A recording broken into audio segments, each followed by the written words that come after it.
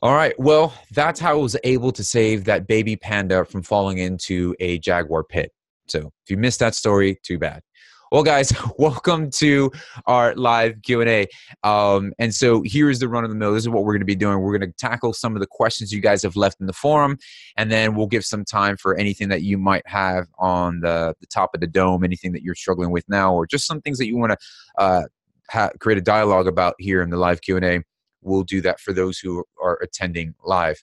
So without further ado, let's jump right in.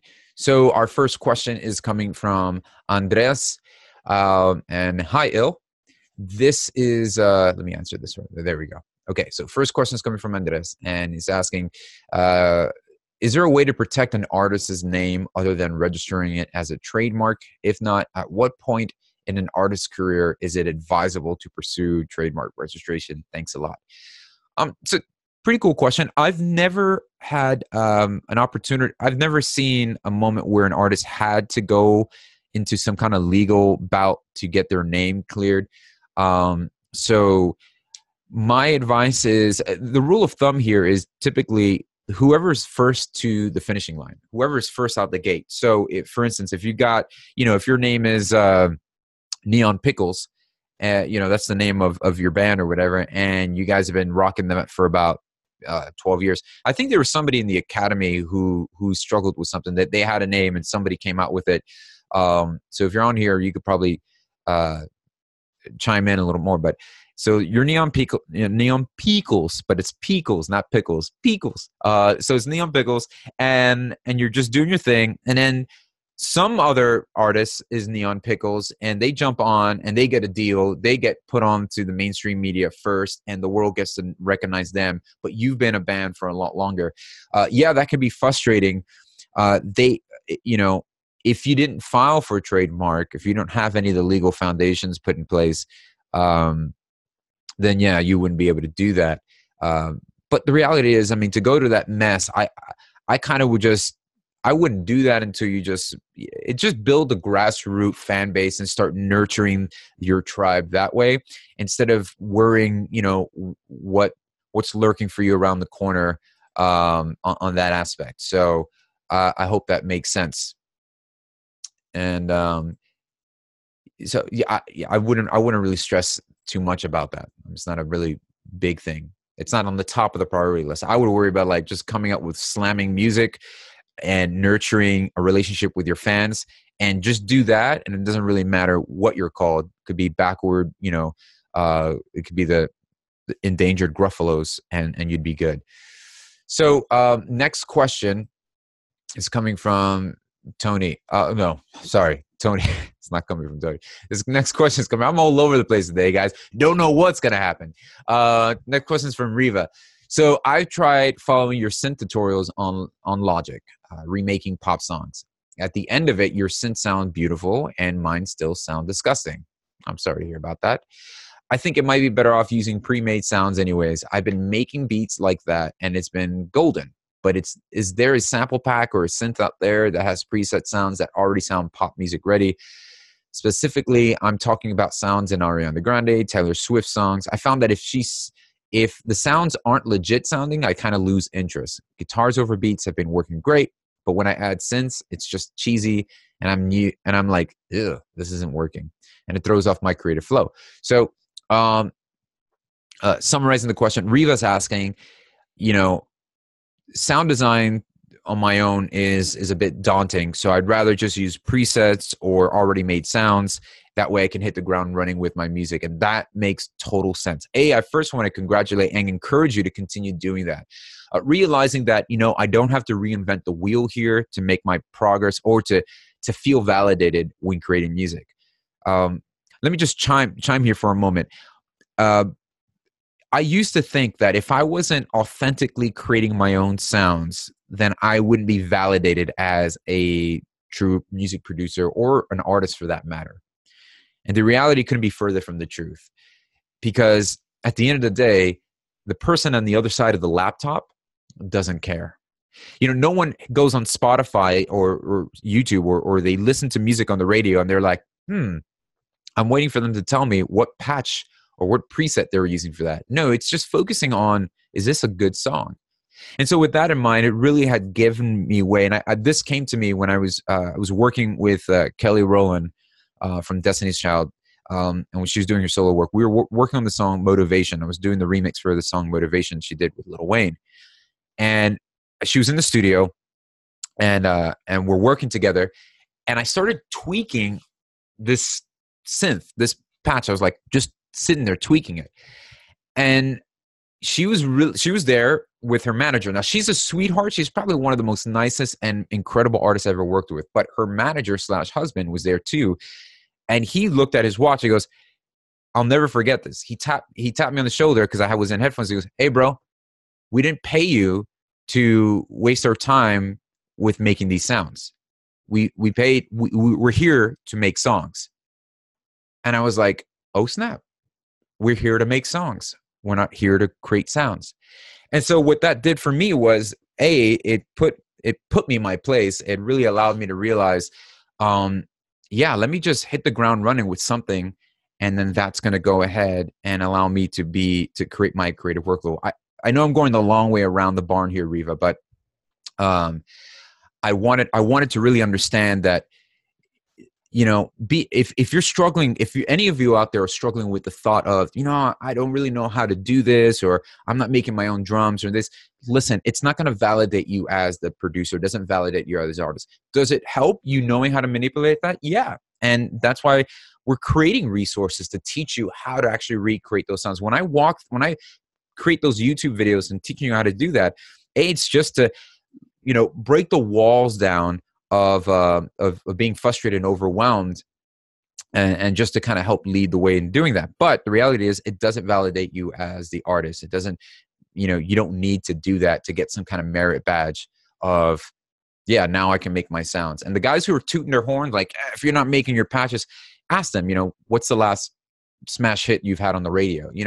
I don't mean that to be rude. I don't mean that to be prideful. I'm just saying, like, what's at the priority here, and there's so many people, there are tons of people who are really good at sound design.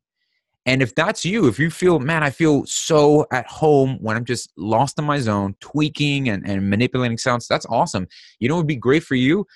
Do schedule 3 days out of the week where you're doing that, bundle them up and sell them as resources for those who don't want to spend that time doing that. So come alongside people who that might not be their strength, and use that and monetize that so that you can actually start paying the bills and making a living off of doing what you enjoy doing. I don't know if I even answered Riva's question. I just kind of went on a rant here. So sorry about that, Riva. Now, to answer your question, some synths that I would choose, I would recommend stuff like Silent is a great Silent Serum. Those are, they could be a bit pricey, but I'm giving you guys an exclusive inside scoop. So I've partnered up with eMastered. eMastered, and as you know, the online mastering engine. They do an exclusive discount for Beat Academy members, but they've decided to ask me to create a synth and create all the sound design and the patches for it with a pop mentality behind it. Like, don't just create patches that make squiggly dying squirrel sounds. Make patches that people will actually use in their project. So I spent the past 2 weeks creating about 375 patches that do exactly that. So that's going to be coming out soon. And that is the eMaster. It's a synth called Atom. So it's very simple to use, very straightforward. So, but I would recommend definitely hitting up sounds. What I would do is I would invest. Hey, you know what? I'm going to set $40 aside. I'm going to put $40 aside, and that's going to give me maybe about 3 to 4 months of access to something like Splice or sounds.com.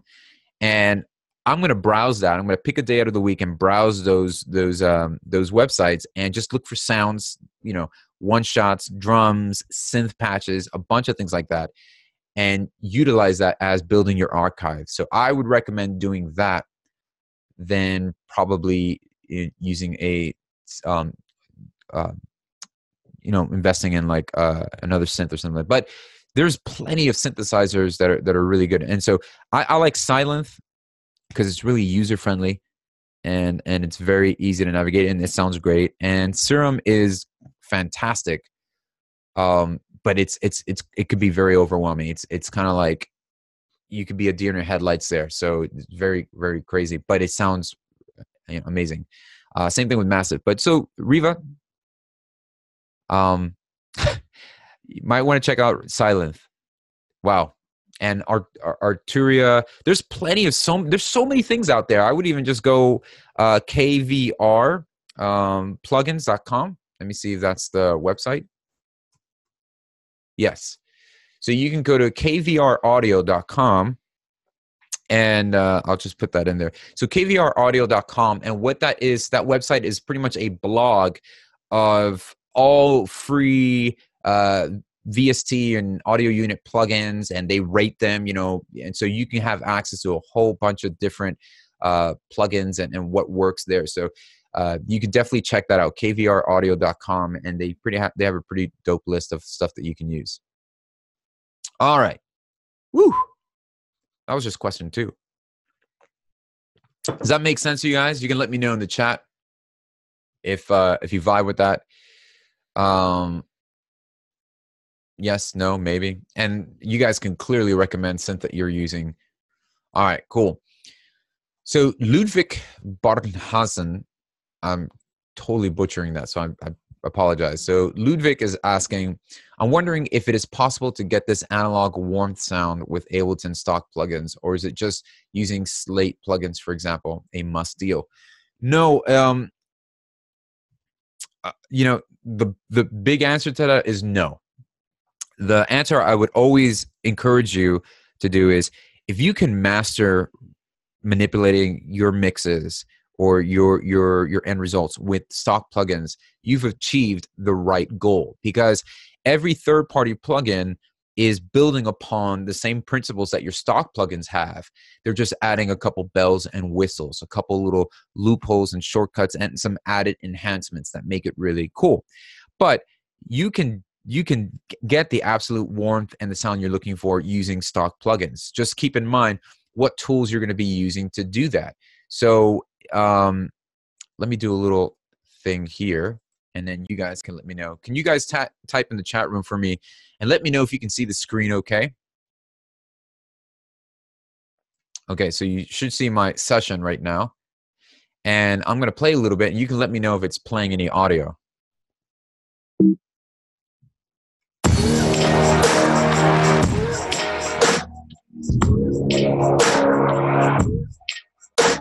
Okay, so you can use any third-party plugins you want, but I think specifically you're bringing up the whole Slate plugin, because I normally would use that to add analog saturation, and so I'm a fan of it. I like the subtlety it does, but if you're trying to, like, how can I accomplish that without, with stock plugins? Well, you can find things. So look at what it's doing. The Slate plugins.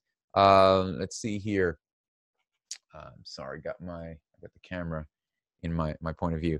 So the Slate plugin here is adding the console saturation, right? So these are the different analog consoles that you can use. So it is causing some harmonics to that. And those of you who are new to the game, you're like, harmonics, what's going on? Is he playing the harmonica? No, it's just when you saturate something, you're adding harmonics. If you would imagine a guitar player and you hear some of the notes hang over after they strum, that's adding harmonics. It's a little different there. But so what I'm going to do is to kind of get near and close to that, I can use saturator plugins such as the actual saturator here. So, okay, so well, I do have a saturator on there already, but I'm going to put another one. And I'm going to make sure it's on to analog clip. And then you can mess around with the bias of the tone and shape of that. But the big takeaway is adding an EQ here and shaving off a little bit of that high end, because that's what gives a lot of that warmth. So you would look like this. So in Ableton, I can just select these two and group them, and that would be one plugin that I can do that with. So I would crank the drive, let's say, 9, and then I would lower down the output, and then I would just run the EQ just a little bit warm, just to add a little, take away a little bit of that high end. And that's how you can kind of achieve that same thing. So does that make sense, guys? No, maybe. All right. So, and that's what I'm saying. It's understanding what certain things are doing. So if you're using, if third party plugins are adding analog warmth, or if they're adding, it will sound like a real console. It's adding saturation and it's emulating, what, they've done a whole millions of tests and see how it actually looks like when it's being saturated. So you can just saturate and add a little bit of that warmth just using stock native plugins that you already have access to. And master that and understand how to use them and utilize them in your mixes, and it'll just change everything for you. All right, next question comes from Stuart Flynn. Stuart is asking, I'm wondering how big a part gain staging is in your production process, since most of it's done in the box. I recently did the mixing course through Recording Revolution, and that was a step I seem to be missing. But now I'm confused if I should be adding a gain stage plugin to the beginning of the chain of each track. Okay. Graham said it was important to set the early input to maximize the plugin sweet spots. All right. Here's my rule. I love Graham. That's my boy. That's my homeboy. We breakdance fight together. Awesome. The reality is this, guys. We can get hung up on so much technical overload. We can sometimes fall into paralysis by analysis. You can be overwhelmed with, you got to get a gain thing, you got to do this and this. So the reality is, yes, there is a lot of truth to plugins that are built off of analog emulations. They will act differently with gain staging plugins. But here's the thing: when I'm in my creative state, when I'm in my creative flow, such as this session here, I did this yesterday. This is for a MMA fighter. When they're coming in the ring, they need music playing in the background. So did that for this person. And when I'm in my creative flow, I'm just creating. I'm adding plugins, I'm throwing stuff because, like, yeah, this feels good. And that's what I want to gravitate to, is like, how does this feel, man? Are the drums banging? Does the bass line move? Does it got the grit that I'm looking for? And that's where I'm at. So once I get that going, I don't want to start doing things technically to take away from that. I want to build upon that. So if I go, well, I didn't add my gain sludge, I didn't add my gain plugin, I didn't do this, I didn't do that. That can then start to be, counterintuitive, because then if I created this dope vibe, and then I'm like trying to go through my technical rule book and be like, well, I didn't do this and this and this, then, and if I try to go back and do all these things, and if it's taking away from the vibe, then it's like, what am I doing? So to answer your question, I'm always consciously aware that I'm not going to blast my drums. I'm not going to, kill the headroom of my mix. So I know more or less I'm going to add some sort of saturation. I'll add some distortion. I'll add all these things on there because I know where eventually it's going to get to. So once again, here is so this is literally the idea. Like, I just kind of put this thing together yesterday, and here's the drums. So I started off with a drum kit. Now, when I started with this, by default, the level was all the way up here. It was just at 0. Right? So I banged out the drums, but then I brought the volume down, and then I just cranked the volume on my interface and then my loudspeakers there. So that gave me the feel that I'm looking for. So I don't have to overcompensate with, okay, I got to put some plugins and make it sound louder. So once I started doing that, I started layering other drums to get the feel that I'm looking for.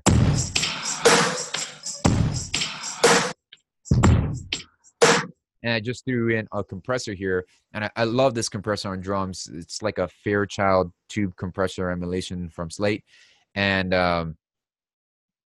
that's, I like it because it just smacks. It has a certain sound to it, and you start to become familiar with certain sounds that plugins give you, and you start to develop, man, that's my go-to. I love this thing. I love that. And before you know it, you kind of use these similar ninja stars in your mix, and they become part of your sound, right? So so once I get like my drums here, let me look at my master fader. I'm really kind of negative, peaking at -9, but the RMS, you know, my average is at -18. Yeah. So once I'm there, I just kind of chill and I start adding all the other instruments. I start vibing, and I don't want that to be an obstacle getting in my way of my creative workflow. So keep this in mind. If the technical rules are hindering your creativity, go back and build a new foundation. So that's kind of been my thing. And I've been there. I've been lost in the technical realm where it's like, I got to do these things. I have to cut 5K. No, you don't have to do anything. Does it sound good? Does it bring that vibe that you're looking for? Yes. It's funny because people who are like to the T with the theory, and then you go and you listen to like some Virtual Riot stuff, or you look at some guy, you know, some people who are doing stuff online, like, yeah, I just did this, and it's like, what are we doing? And at the end of the day, people are just jamming out to like squash stuff on Spotify anyways. So yes, you need to have a proper balance. Does that make sense? Does that make sense? So I think the proper balance is this. If you're new to this, if you're new to the whole process of gain staging and mixing, what I would suggest is that you become familiar. Don't let it hinder your creative output. Get creative. Create the natural workflow. Get your ideas out. Then take a moment to step back and be like, okay, if adding these technical, you know, the gain staging, if adding the gain plugins and doing these things, if it's taking away from what I'm feeling, then I need to figure out how to implement this during my workflow. And so not to take away from Graham is correct that gain staging does play a big part. And I mentioned that in the mixing course. A lot of times, if you want loud mixes, if you want your mixes to be punchy and loud and have dynamics, you got to start mixing low. I know it doesn't look manly, and for all my female mixers, it doesn't look strong or strengthy. But yeah, mixing low gives you more room to push at the end. So that's just something to keep in mind. All right. Okay. So next question is coming from Mike Frodrakis. Hey, Il, is there a database that you can find all public domain songs? Also, is it allowed to do covers, public domain songs, and how do you get the royalties work? So there are a couple sites that give you access to public domain songs, you know, Happy Birthday and anything that's public domain. And if you want to do covers, you can also check on Harry Fox Agency, Harry Fox Agency. Let me see. Harry Fox Agency. It's HFA, harryfox.com. And you can get access to mechanical royalties and all the royalties you would need to do covers, even to actually resell or to sell the covers that you're creating. You could use Harry Fox Agency to get all the licensing that you would need to be cleared. So definitely check out Harry Fox Agency for that information. All right. So Stuart Flynn is asking, do you have a go-to template or a template or two before you start any track to set up your buses and effects? I downloaded a couple from Robbie Mazes for Logic that I've tweaked to my taste, which has it's been a starting point of chain of effects and bus settings, etc. Yeah. Let me go and share the screen one more time. I'll show you. This project is in a very raw state. So what I do have, I have every Ableton Live here. I'll actually just save this, and I'll start a new one. So every time I start Ableton Live, this is exactly how it loads. It would load with just one audio track. You say, what? And a whole bunch of these buses. And so the buses I've got an echo, on one here, just a delay. So I've got a delay, reverb. I use the Waves R-verb. I've got a repeater, another delay for short delays. And then I've got a plate reverb here, the EMT 140. And then I have E, kind of just usually is a wild card. I'll throw something in there. And then F is my doubler for vocals. And then I use my last bus effect for my parallel compression. So I'll put a compressor on there and I'll parallel compress the whole mix through that. And that's my state of affairs there with every session that starts. Now, why don't I start with drums or synths or plugins right away? Because then I what I've done before in the past when I have presets that load with sounds and tracks and all these things, I've seen a pattern with myself. It's just me, and doesn't necessarily mean it's with you as well. But I've seen a pattern happen when certain plugins are brought up at the beginning.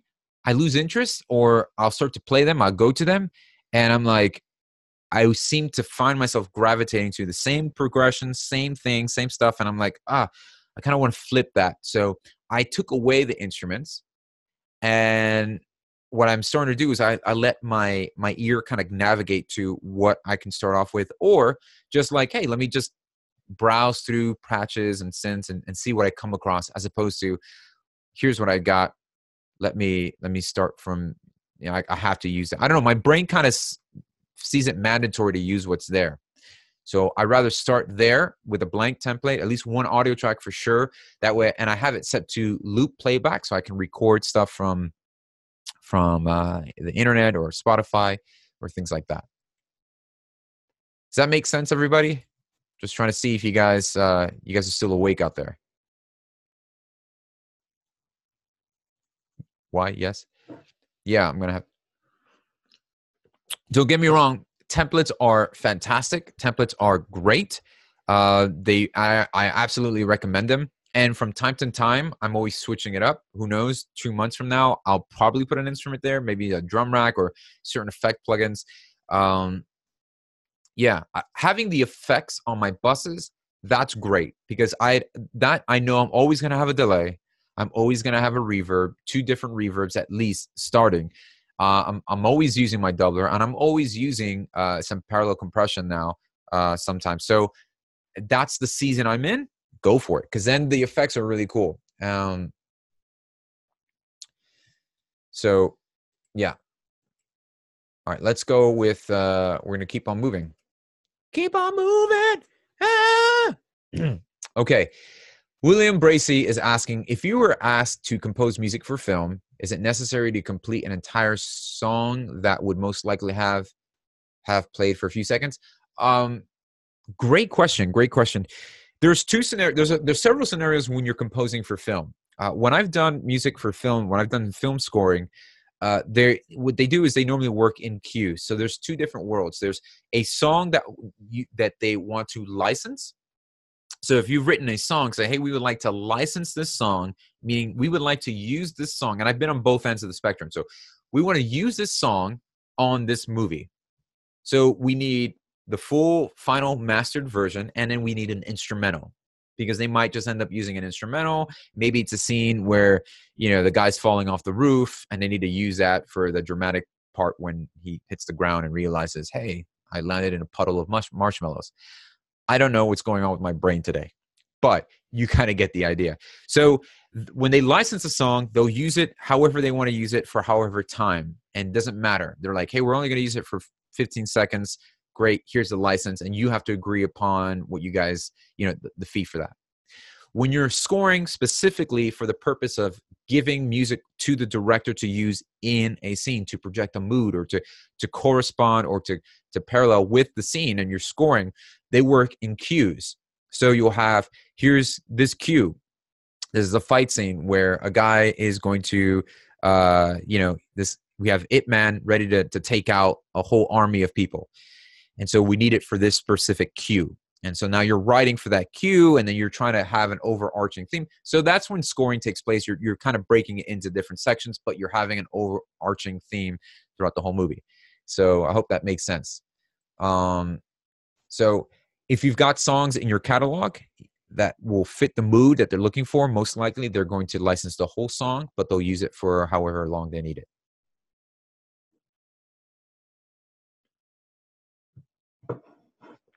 Yes, that's exactly my point, Blake. Kicking heads, marshmallow floors. I think I'm hungry. I think I just haven't eaten anything and I've got all these random weird thoughts. All right.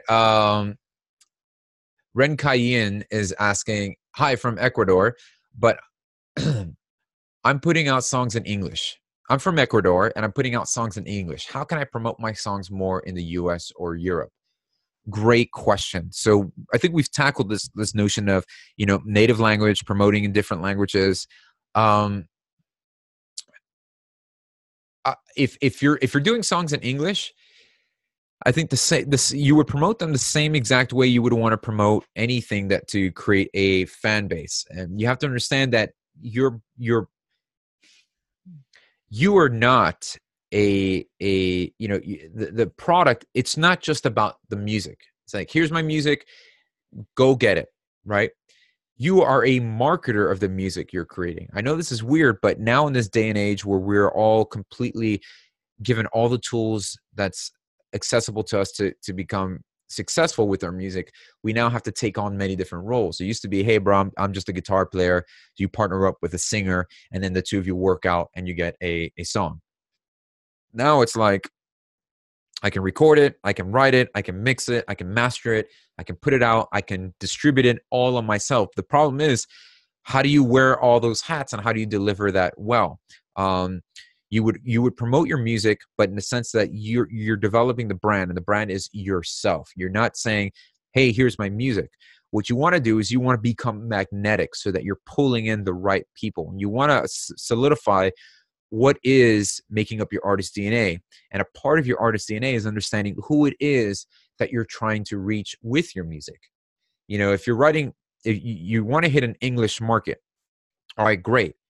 But much more than just the English market, who in the English market are you trying to, captivate 14-year-olds to 18-year-olds? Are you doing like teeny boppy stuff?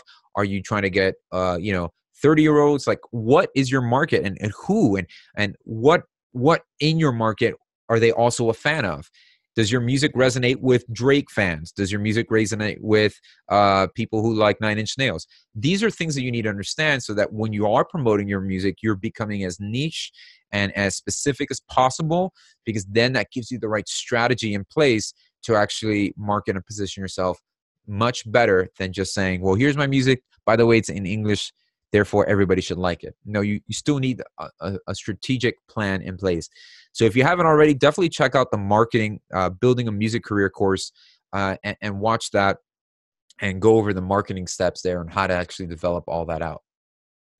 Does that make sense, everybody in the chat who's attending here? Just kind of want to get an understanding that sometimes if you're hanging out, if you're leaving your music out on the clothes hanger or the clothesline outside, and you assume that people are just going to walk on by and take note, and then that would be everything, that's going to be the game changer, that's not where we're at anymore. We're in a day and age where you're not just hanging out the music out there, but what you're doing is you're presenting yourself in a way where you're becoming magnetic. What does that mean? Well, it transforms to, how do people connect and resonate with you? I think the most strongest thing you can do about marketing, the most strongest asset that you can place forth in marketing is relatability. Can you be relatable? Do people understand the struggle? Do people understand who you are? Do people relate to what it is that you're expressing through your music? Do people relate to you as a person, as an artist? So definitely understand that psychology, understand that psyche and that mindset. And I know it's hard because, bro, I don't want to worry about that. I just want to make music. I could care less. Get it. I totally get it. I've been there for a long time. I didn't know any of this stuff. And especially even with Beat Academy, I'm like, how do I get more people to understand that I really am trying to help them? I want the best for them. I want to provide awesome resources so that everybody in the world can make music with ease and feel good about the music that they're making. So I wasn't really the greatest in the marketing stuff. So I had to partner up with people and get a team behind me that's like, yo, let's hit the ground running. So that might be something for you guys, that you might need to partner up with people who can help you step out of your comfort zone to do that well. All right. Blake Earnhardt is screaming off the top of his lungs, how many projects do you have going on right now? Crazy hustle, man.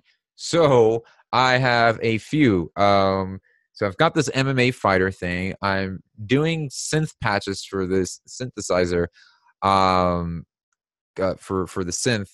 I'm working with a couple producer friends of mine, Omega, and a couple guys, JR Rodham, on a couple of projects. What's this guy's name? Brian. I don't even know. I've just like 3 artist projects going on over there, and then trying to do all this crazy stuff with Beat Academy. And then I have, trying to raise, 3 boys and married. I don't know what I'm doing.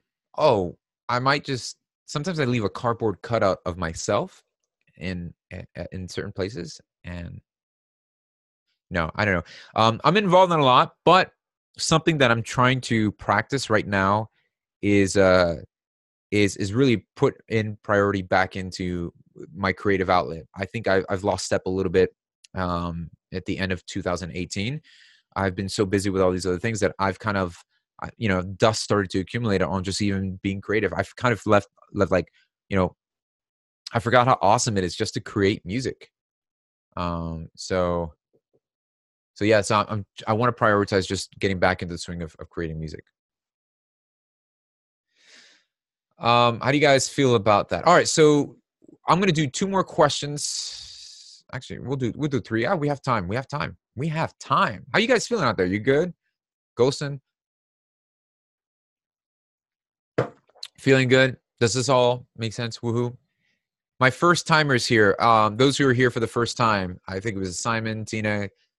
Is you finding this helpful? How's this being a part of the experience for being a great? Really, just the first timer, guys. For you guys, it's gonna suck. Just kidding. All right. Greg is asking. Hi, Il. Hi, Greg. This might be broad of a topic, but speaking of technical overload, there are loads of tutorials and videos on basic production, arrangement, sound design, etc., and it can be quite daunting to settle with one advice, while someone else will say the exact opposite. Taking this into consideration, is there a comprehensive list that would include fundamental do's and don'ts on when producing a song from start to finish, independent from genre, that we could follow step by step as a checklist and make sure we're on that non-destructive way? I hope this makes sense. Yeah, absolutely. Absolutely, Greg. I think it's a great question. And you're right. Even though there are a plethora of, even though there's so much information out there, that still doesn't change the fact that there is a sturdy foundation that we all need to build upon. There is an absolute truth. An equalizer is still an equalizer. Boost is still boost. Reduction is still reduction. So there are some basic fundamental principles that won't change. I think what you need to start to be aware of is that when people start to input their personal preference and not principle, there's a difference. There's preference and there's principle. The principles need to be bedrock. That needs to be the foundation. This is what a compressor does. This is how it works universally. This is what an EQ does. This is it, gain staging. These are important things, etc. Then you have the world of personal preference. I like doing like this. I use this plugin because it brings out the harsh highs. And that's the beauty of learning from mentors. And, when I was working with Jimmy Douglas, it's a strong influence to how I mix and the sound that I'm a huge Neve guy. I'm a Neve guy. Why? Because Jimmy Douglas was a Neve guy and I grew up with that. And I'm like, I love the Neve sound. I want a Neve preamp. I want a Neve, summing mixer. I have all these things because I love that sound. I just got addicted to it. Is it the right way? No, and so it really is going to come down to that. But it is a great point that you're bringing up. And I think a lot of the do's and don'ts, that's what I try to do. So, and all the courses, I really try to cover the basic principle fundamentals of the do's and don'ts. And certain things. So you just have to use discernment as to, does this feel more as a preference or is this more principle? And as you start to gauge more or less, you can start to sniff out, that sounds more of a preference. I like his preference and I'm going to implement that. Or like, I get it. I understand how that tool works, but that preference isn't going to work for me. So I hope that makes sense. I am working on a Start Here course, and this is going to be aimed towards the total beginner, and it's going to be laying down some of the foundations, the basic concepts and principles of even making music. And we're going to focus on using GarageBand for that. So I'm going to be doing a course all in GarageBand, giving you the stepping stones of this is what the basic ABCs of making music, what's involved in there. So we're going to be rolling that out. That's the next course to happen. That should be done in the beginning of March. So that's what we're doing. We're doing a simple, like, I don't know the difference between a toaster oven and a hard drive. We're going to start there, because the worst thing I can do is assume that everybody knows what I know. And I have to tell you guys, that has been the biggest challenge for me all of 2018. Since I started Beat Academy, my biggest challenge was, how do I do this? I assumed everybody knew what I knew. And the reality is no. Every single day, there's somebody getting onto the internet for the very first time. Every day, there's one person out there in the world who just downloaded their first DAW. So I need to keep that in my mindset. And what does that mean for you guys? That means that every single day, there's the possibility of engaging with somebody with your music who will hear it for the very first time. A song that you have written, a song and a track that you have worked on for months on end, they're going to hear it for the first time. It's going to be brand new to somebody else in this world. So use that as encouragement to think of, you know what? Everything that I'm putting out there doesn't necessarily have to be a memory of what I can't do or a memory of what I don't like about myself as an artist. It needs to be a peg that you put down to build your whole tent of what you're trying to do, the tent that you're going to be living in. And that's why I encourage you guys every month, write a song, be a part of the monthly challenge. I'm doing this so that you can hold yourself accountable, and we're holding you accountable. And then what you're doing is you're putting a peg down, but you can't build a tent with no pegs. If you can't say, well, I'm afraid of putting things out there because I just don't think I'm ready yet. You know what? Put it out. That way, when the tent is constructed, you can live in it. And you don't, gosh, you can tell I went camping a couple of weeks ago, but yes, that's the vibe. And it sucked. It rained and it was horrible. But yeah, that's the vibe. And with each peg that you're placing in there, you might not, you know what? It's okay. When people come across it, you'll be like, that's not bad, but you have it out there. And down the line, somebody's going to hear it for the first time. It's going to impact them differently than it does you in the season that you're in when you created it. So you always have to keep that. You have to keep going. Don't ever paralyze yourself with the thought of, I'm not good enough yet to put out music. As a matter of fact, I encourage you, if you've just started making music, put out a 8-bar loop that you've created. Put out a beat. Just put it out. And you're going to be like, dang, why? Because that's going to create the roadmap to people seeing, wow, this guy is taking me on a journey. I remember his earlier stuff, and wow, this has been great. Now, I know what you're saying. There is a balance. You're like, well, it's not ready yet, and I'm not going to put stuff that I don't like. Totally understand that. What I mean is, complete something. Get it completed, and you don't have to upload it. You don't have to send it out to the world if you don't think it's ready. But what I would say is complete it, put it out there, and create a folder on your hard drive.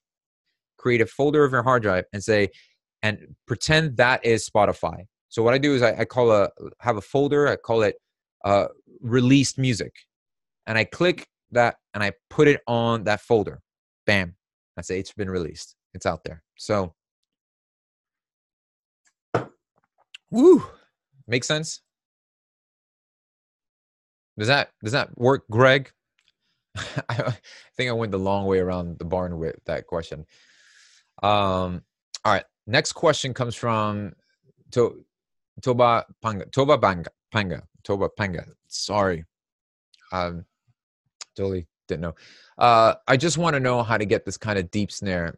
Is that Is that a ready-made sample or is that a manipulation of a sound? Perfect reference is Fat Joe's safe to say right at.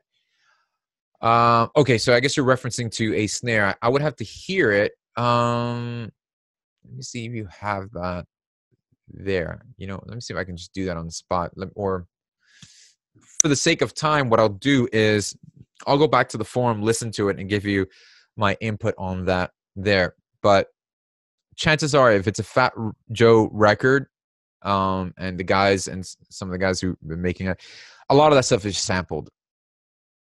Uh, um, I a lot of the things that you're hearing on hip hop records are just sampled. Very rarely are you getting not to say that it's not happening, but very rarely are you getting guys who are like sound designing, or it's just a couple, layered with a couple of stuff. So I can't tell you exactly. So yeah, but I'll look into that in the forum. Ghostin'. Great story. When you worked with Kelly Rowland, they wanted you to write and arrange on the spot without previously hearing the track. And how did that work out?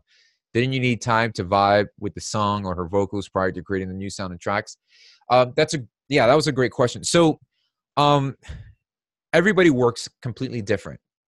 I've found out early on in my career that having somebody, I work best under pressure, and there's no greater pressure than having Kelly Rowland sitting behind you and her husband / manager giving you the evil eye saying, we're giving you a shot. And so that was my big mistake. Now, usually the reason why I like to work on the spot with singer-songwriters or artists and having the vibe in the room, because it's creating a specific energy. Sometimes I tend to second guess myself when I'm creating alone and I'm just putting stuff together. I'm like, oh, this would be cool. Maybe what happens is I actually flush out the skeleton way too much. Like I'll overproduce it. I'll put a bunch of stuff together, and then I'll think, oh, this could work for so-and-so. I'll send it to somebody off. Lately, what I've been doing is when I collaborate with artists, singer-songwriters, or even virtually when I send stuff out, is I try to keep it as minimal as possible. So I give room. In the live setting, in the room, I love the fact that I can just bring up a drum rack, make a beat, bump it, and people's like, yo, that's pretty cool. Or I'm playing a chord progression on a patch, and it's like, oh, that's dope. And when I hear, oh, that's dope, that's like an energy boost for me to be like, okay, cool. I don't have to reinvent the wheel. That's cool. I'm gonna put that down. And the less I have, the better, because then we can start working off melody ideas or things like that. And when I start working off of those ideas, I'm getting straight to the heart of the matter. And with the heart of the matter is, I need to write a good song. I need to come up with a great melody and a vibe. So that's what that is. There's been plenty of those moments. So on the spot, I kind of like that. I kind of like the challenge that I've got nothing but a blank slate. I've got somebody sitting behind me and be like, all right, where are we going? And usually what I like to do to break that ice is we just start talking. We just start talking about music. We start talking about when I'm working with a major artist, whether it's Kelly Rowland, like with a Gwen Stefani, it's just like you start talking about music. Like, what are you jamming to? What state are you in your life? Like, what are you going through? People, what I've discovered? People are not projects. People are people. And what I've realized is, like, I used to treat people as projects. I used to treat them as like, what I want to get to know you so I can know. No, it's more like, man, you're a person. I'm a person. We go through stuff. There's ups and downs in our lives. There's things that we deal with. There's things that suck. There's tragedies. There's pain. There's passions. And when I take the time to just get to know the person and just chat and get to know who they are, it kind of reflects in the synergy that we create when creating music. So that's an important thing. So if you guys are collaborating with other people, don't take that for granted, that there's a possibility to really engage with them as a person and let that influence where you're going to head together when collaborating.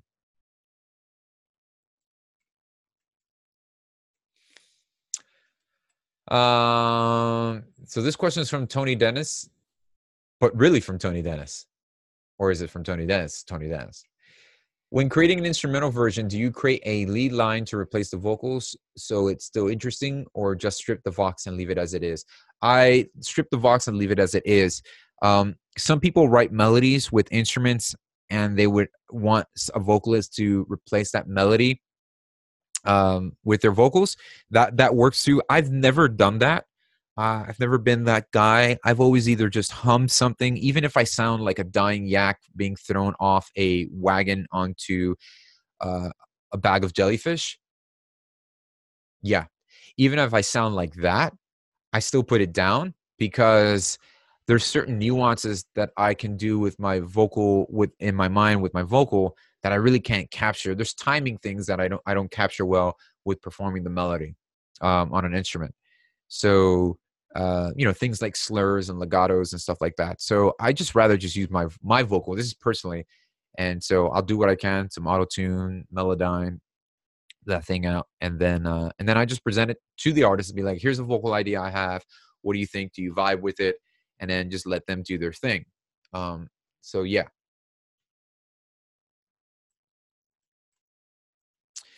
Simon Pipe is asking if I could ask a question. I work in my studio full time. It's not all music. I do a lot of advertising to pay my bills, but where it comes to music, I often find myself horribly bogged down by the industry aspect. Preach it, brother. Preach it.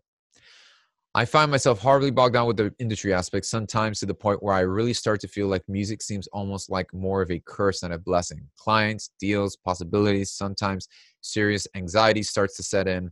I'm just wondering, do you have any tips for keeping it fresh and staying motivated, focused, and creative? My man. All right. Do we have another 2 hours to preach? Okay, no. I First of all, Simon, I just want to encourage you, and as I mentioned in many other live Q&As, is that you're not alone. I think that's a big part of realizing that, because we can sometimes feel like we are the only ones experiencing this form of anxiety, on many different aspects or different spectrums of being an artist. Nobody knows how hard it's been, and so you have to understand that you are not alone in the struggle. I've gone through this. Everybody in the industry goes through these ups and downs, and so it's just something that naturally happens when pursuing music professionally. There's just a bunch of weirdos that you have to deal with, and you know what? Dealing with humans is messy. Dealing with humans is messy. There's some people who are just straight up weird. Some people who are great. Some people who are great at being weird. And so it's you just understand the dynamic. So I say that to understand that it's nothing personally. It does not play into your identity. Understand that if your identity is built on the fact that if you get a placement, or if your song does well, or if your career does well, or if your music excels, if your identity is wrapped into that, it's going to be a very hard thing for you to get out of. You'll find yourself in a dark place, because then your identity is placed on this shifting sand, right? It's not concrete, and it's going to shift with everyone's opinion. Somebody will walk in the room and offer you a placement. Guess what? You feel great about yourself. So you have to take your identity away from that and understand that it is not a personal thing when somebody doesn't use your music, or when you have to deal with the stuff that bogs you down. So a good way to kind of clear, and step away from that anxiety is not place your identity in that. Now, going back to understanding, why did I get into this in the first place? Always kind of refreshing at square one. I liked making music. And so I want to be sure that I'm grounded to that. I want to be sure that I'm grounded to the fact that, hey, man, I got into this because I really liked making music and putting things together and just vibing with that, working with other people. So what I would do is schedule at least 1 or 2 days a month if you can. I know your schedule's crazy, but if you can schedule at least a couple hours a month where you can do that, that will balance out the whole notion of, because then right now you're just completely swamped of this stuff sucks. I have to do these advertisements. I got to do reggaeton. I've been there, there were seasons in my life where like, crap, I don't want to do another reggaeton record, and I have to do it because I got kids to feed. Right. And that's the thing. And it just felt like, and I would drag my feet. I'm like, I don't want to do this. But you know what? I've realized even in those circumstances, if I can change my mindset and feel like, yeah, I don't want to do this reggaeton beat, but man, if I rock it, if I smash this beat, if I can just do and bring the best to what I'm doing, it's going to allow me to make the most out of those circumstances. And it's going to allow me to really just to kind of power through that. And so that's kind of what I would encourage you guys to do. Does that make sense, guys? Am I going crazy? Yeah. We'll love your input. We'll love you guys to chime in on that, because that's and it's so some takeaways from that. Don't take it so personally that your identity's wrapped in whether your music is great or not, because you're dealing in a subjective world. A different opinion will change who you are as a person. So step away from that. And then B, give yourself time where you can always refresh to what it is that you started making music for. Visit your first love. Pay her a visit every now and then. That'll kind of set off the balance. So I hope that makes sense. All right, we'll go ahead and we'll do 2 more questions here, and then we'll wrap it up for today's Q&A. All right. Victor Smirnov is asking, I want to sell sample packs. Can you advise what to start with? Do I need to create my own website and start promoting my sample packs, or maybe is it possible to start selling sample packs via Slice? Great question. And as I mentioned earlier, if you really like the sound designing aspect and just creating sounds and stuff, sample packs is a great way to go. I mean, it is. It's just going to require hustle, because the marketplace, so what? The marketplace is saturated. You just need to rise through the marketplace and become unique. So something you might want to imply, if there's millions of sample pack websites out there, how do I stand out? And you have to ask that question. So if you're taking notes, guys, if you're interested in this, something that you should probably even consider is, yeah, I'll provide you with a sample pack, but I'm also going to equip that sample pack with maybe a video, a video or two of how I created it, or, just how doing some things, and maybe what other value can you bring to the table that will separate you from just saying, here's a sample pack, right? It could very well be like, here's a sample pack, and I'm going to teach you how to make a beat just using these sample packs, or like, here's this thing, like, here's a whole thing, like, I don't know, but bringing more value to it will allow you to stand out in the marketplace. Definitely have a website, but not just a website. It's got to be something curated for the marketing of it. You don't need to have a website with confused, music playing all over the place. So what I would encourage you to do is, let's say you can go to Audio Jungle. Where is hold on one second. Let me okay, here we go. Theme Forest. There you go. Let me put that on. I'll put it here. So you can go to themeforest.net, right? Those of you who are going to use WordPress or something like that, or Wix. I prefer Wix because it's probably a lot easier. Wix.com.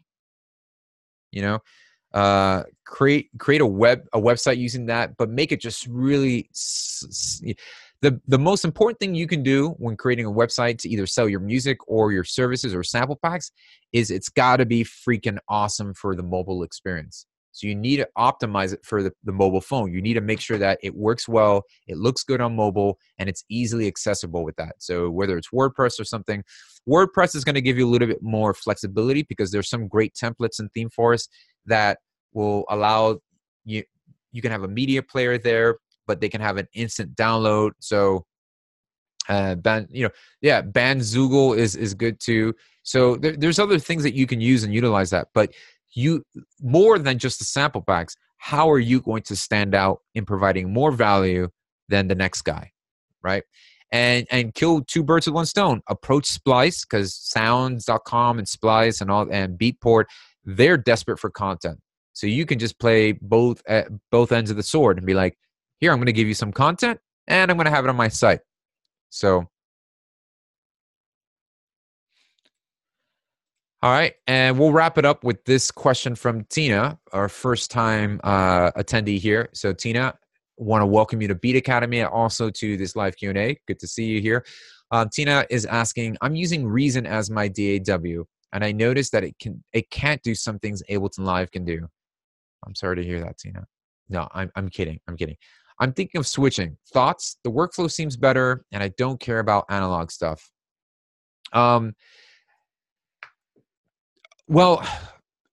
this is a hard question because I get this a lot, and I do apologize because my intention was never to have people, but that's why we are focusing on covering a lot more platforms and DAWs, because like I said earlier, it's always principle trumps preference, right?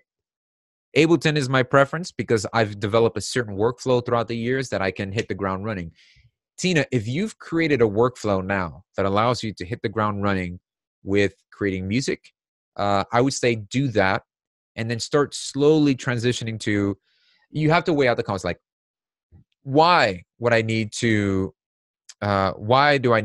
switch over to Ableton? It might seem easier because the way I'm presenting it, and you're like, wow, I want to do that. But you might actually discover that you're able to do the same thing in Reason as well. You just might need to dig a little bit deeper under the hood to accomplish the same thing.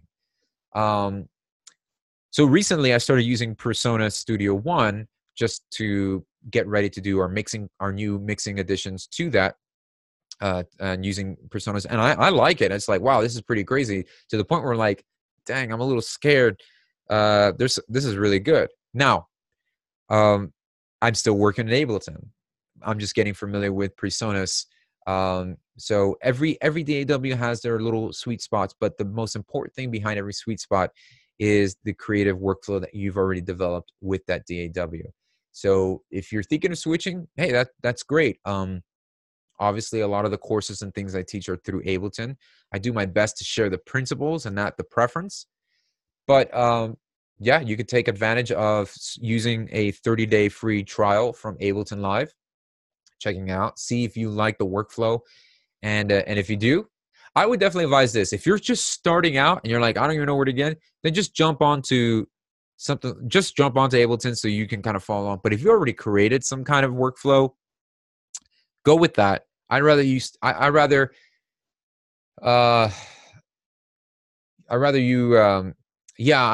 your comment here. I used Reason a long time ago. I actually started off with Reason. I started with Fruity Loop before it was Fruity Loops. This is like Fruity Loop Beta 2. And then I went to Reason when Reason came out. And I used Reason. I loved it. Then I saw Ableton, and it was like, those are my needs. That's what I want. And so I'm going to go there. And Tina, if your needs are like, man, I want to splice up audio, I want to be able to do that on the fly a lot quicker, then I would navigate to fulfilling those needs that you have. Because pretty much all the DAWs are going to allow you to do that. All right. Does that make sense? You know what? If you guys are cool, are you guys okay? I can answer the next two. Is that cool, you guys? You guys have some time? Keep going, mystery. I have my octopus milk. All right, so I'll go over, I've got two questions here. I'll wrap up and I'll do Michael's now. So we have, Michael's asking, looking to start my music brand. I have a business LLC and manufactured goods, but have been producing for years. I'm going to make a DBA under my LLC for publishing and writing music. I thank the little bit of knowledge I pulled from you so far. First, I'm reading this. First, I think to register as publishers and songwriters with BMI and utilize the writing share sheets. Thanks. I don't know if that's a question. Well, Michael, if that is a question, if you're looking to start your music brand, definitely start the LLC.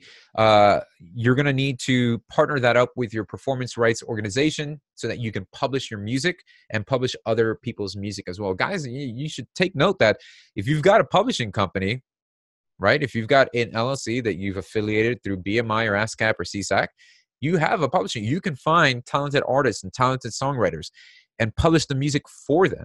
I mean, the business course is not just meant for you to do, but it's meant for you to understand how the business works so that you can now bring people on board and publish stuff and monetize and things like that. But yeah, it's a different world too. That stuff used to be the powerhouse, 10, 11 years ago, or even 20 years ago, where people are like, I'll publish your stuff. Now you can just directly publish, and you could, distribute your own music. So it's been kind of crazy. Hey, this is from Henrik Schmidt. Hey, I was wondering, how can I go about recreating Delicate by Taylor Swift, or just Taylor? I want to do an original, but to this quality. Not sure how to make it sound so clear and warm. It just sounds extremely warm and clear. Can you perhaps advise on a guideline, including vocals and instruments, drums, etc.? Yeah, Henrik, the thing is, the majority of that warm and sounding thing of that record is 85% performance. I mean, for those who hate on Taylor, she's just a powerhouse. She's been doing this nonstop, and when she gets behind a mic in the studio, she just delivers that performance. She's bringing it in, and if you listen to the production, it really is sparse enough to allow her to be at the center of that. And so it's just, sound selection is a big part. So what I would advise you to do is start there. Start recreating the track, chord for chord, note for note, beat for beat, and recreate the track and see if you can kind of reference the original and your recreation and see, what am I missing? What am I not getting here? What is it that's making it tick?